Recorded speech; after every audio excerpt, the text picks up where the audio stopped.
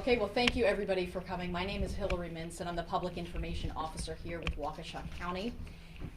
District Attorney Leslie Basie and Assistant District Attorney Abby Nicolai are here today to go over Morgan Geyser's procedural timeline and potential next steps here with Waukesha County. Any investigative questions you have about what happened over the weekend in Madison should be directed to Madison Police. So I will bring up District Attorney Leslie Basie first to kind of talk about her reaction to what happened with Morgan Geyser. Thank you, Hillary. And good afternoon, everyone. I just found out yesterday about the escape, Morgan Geyser escaping from her placement in Dane County. As Hillary indicated, I'm not here to talk about that investigation. My understanding is that the Dane County law enforcement is investigating her leaving her placement and what occurred after that. What we do know is that she left, she cut off her bracelet, she fled to Illinois, which is where she was arrested yesterday. Any charges, as Hillary stated, with regard to the investigation from her escape would be handled by the Dane County District Attorney's Office. We are grateful for the efforts of law enforcement, not only in Dane County, but also throughout the area, because obviously she was taken into custody in Illinois and is currently in custody in Illinois. In terms of what happens from here, there is an extraditable warrant for her arrest. We are verifying with Cook County, which currently has Ms. Geyser in their custody, as to where we go from here. Our governor's office is also in contact with the authorities to see how they can best handle getting her from Illinois back to the custody of Department of Health Services, which is whose custody she has been in since she was actually committed by the court. With regard to what happens from here, once Ms. Geyser is brought back to Waukesha County, it will be up to Department of Health Services whether they file a petition to revoke her conditional release. We are certainly hopeful that they do proceed with that. We fully support it. We support that she should be in custody. Not only should she have been in custody from 2014 forward, but also Attorney Nicolai argued vehemently for her not to be released to conditional release in, I believe it was January of this year, and therefore we will be fully supporting a petition if one is filed. Obviously our thoughts are with the victim and the victim's family during this time. It's unfortunate, but we found out yesterday morning about Morgan's escape. Victim witness was immediately notified of this information. The director of the Victim Witness Unit, Jen Dunn, did reach out to the victim and her family. We were told that they had not been informed prior to Ms. Dunn reaching out to them that Morgan had escaped.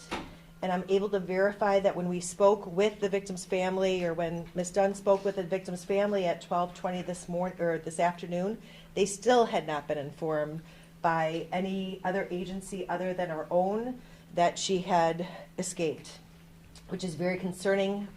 While she was on loose, we were very concerned about the safety of the victim and her family, as well as our community. We are continuing to assist them in this process. We are updating them, our office is updating them as to what is happening, but that certainly was a concern that they were not notified of this in a more prompt manner. What we know is that there was a period of time between approximately 8 o'clock on Saturday evening to when she was taken into custody yesterday, in which she was not monitored by any person. She was on the loose and her whereabouts were unknown. So we take this very seriously. Our office will not get involved again in this case until a motion to revoke her conditional release is filed. We will then go back to court. We will fully support that motion and that petition to revoke her conditional release, and we will then go before a judge to make a decision on whether or not she will be returned to conditional release or whether she would be returned to institutionalized care, which is where she came from. And that's all I have at this time. Can you file that motion to have her revoked or not? No, the state, we cannot. Department of Health Services, per statute, has to file that motion. She is in their custody. Can you appeal to them or talk to them and request that? Or? We are in contact with the Department of Health Services, but ultimately it is their decision. So in March, Defense Attorney Tony Cotton said that a group home would have more restrictions in place than Winnebago. Was the DA's office receiving regular updates on Ms. Geyser's time at the group home? And if so, what was that day-to-day like and monitoring like? I do not know what the monitoring was like. I don't believe that we received any updates, although I would confer with Attorney Nicolai. We did not. Obviously, he was misstating the nature of the monitoring that was taking place. So the warrant that you're speaking of, is that issued by Dane County or the state or? The Department of Health Services did forward that warrant to our intake judge last night, and the intake judge, from what I saw this morning, did sign that. So it's a Waukesha County warrant? Correct. Because DHS requested it? Correct, and because the case is out of Waukesha County, that's why it will come back to Waukesha County for the decision if a petition to revoke her conditional release is filed. All right, I think that's a little why this is a little confusing, because is there a criminal case in Dane County then? Is that a crime to cut your bracelet off if you're not under a criminal? Certainly is. Again, this is a Dane County decision. As I looked at the statute, it looks like you can escape, be charged with a felony for escaping under a 971 commitment.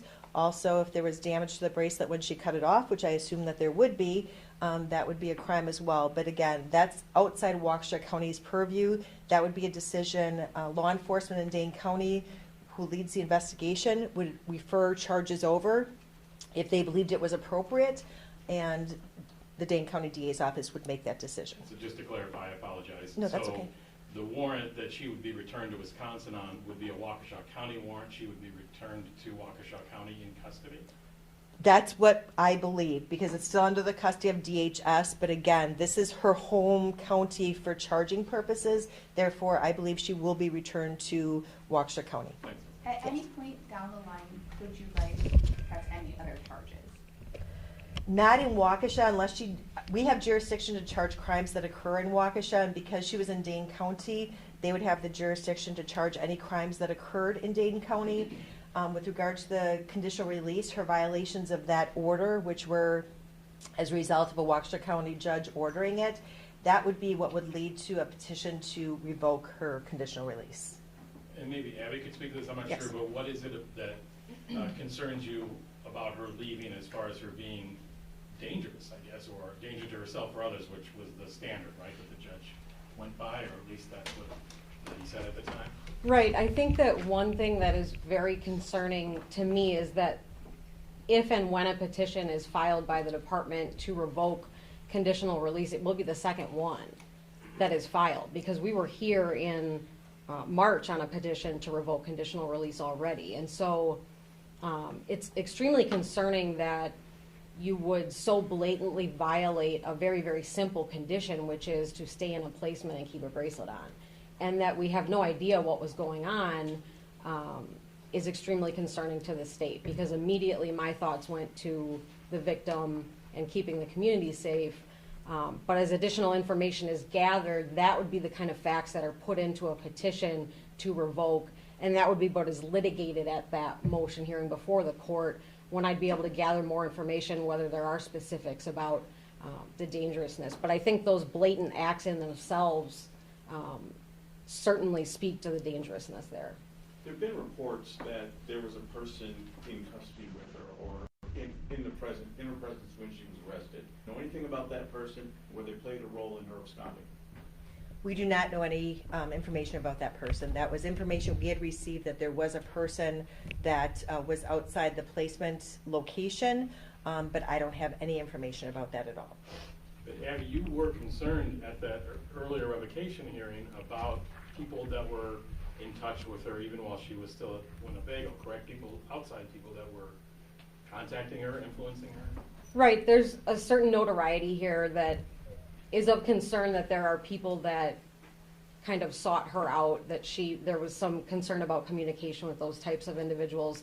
We also had concern at that point with what seemed to be kind of a pushback in terms of Ms. Geyser's acknowledgement of the extent to which she'd be monitored, in terms of my reading material is going to be, that didn't seem consistent with someone that was ready to make that next step into the community. But you have no way of knowing if this person was one of those that you were concerned about, was in contact with her at that time? I don't know. Would all of this happening impact a future request for conditional release?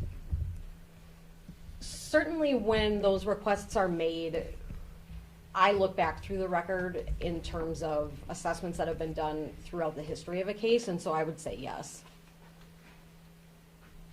And just for the general public, I mean, because this isn't a sentence she was facing per se, but she still is under the control of the state, so there's leeway as to whether she is in custody or in state care in a facility or outside a facility, that type of thing. That's what you're talking about, trying to get her back to that previous level that she was in, inside Winnebago. Right. Ultimately, if the petition to revoke conditional release were granted, she would go back to that institutional care placement, which would be a hospital facility. Which is more secure, obviously, than Right. community-based facility. Right, exactly. Could you walk us back, just for clarity again, on the process of contacting the Leitner family once it was clear that Ms. Geyser disappeared? Certainly. I can tell you that I was informed yesterday morning about Ms. Geyser escaping from her placement. Prior to me even getting notification of that, I believe Ms. Nicolai and Ms. Dunn, who's the head of victim witness, also received that notification. Immediately, Ms. Dunn contacted the victim and her family to make sure that they knew about it. They did not know anything about it. We wanted to make sure that they were safe and that they had a plan in place.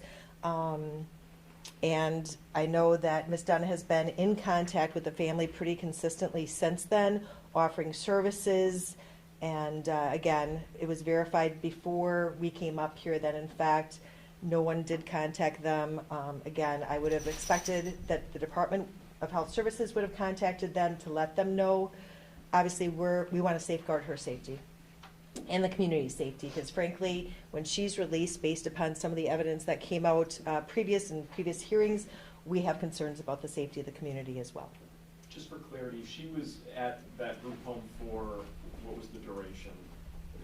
Was it September? The judge, the final plan and placement was signed September 17th, I believe, and I'd like to take credit for knowing that, but again, Attorney Nicolai is the one who put together the timeline, and that was the time. So when she got to the facility, we're not sure, but that's when the court signed the order for the placement. Looking back, do you wish that there would have been more communication between your office and a group home like that? Is that something maybe moving forward you would like to see? Again, we're not, once the conditional release plan was signed, we really are not involved in the case. The people, DHS, they're the ones whose custody she has been given to. They would be the ones that would control that day-to-day. And again, I don't know what that communication is. It could have been a daily communication. It could have been a weekly communication. I'm not sure. You'd have to reach out to DHS to see exactly what that consists of. Again, our goal in our position is to hold people accountable. Certainly that's why Attorney Nicolai had advocated for the conditional release not to be granted, because that was part of the accountability and keeping our community safe. Do you feel like there should be some mechanism to notify families in a case like this? Absolutely. I've reached out to already some legislative personnel to see if we can't address that issue. I think that that's wrong. Any other final questions? Thank you very much.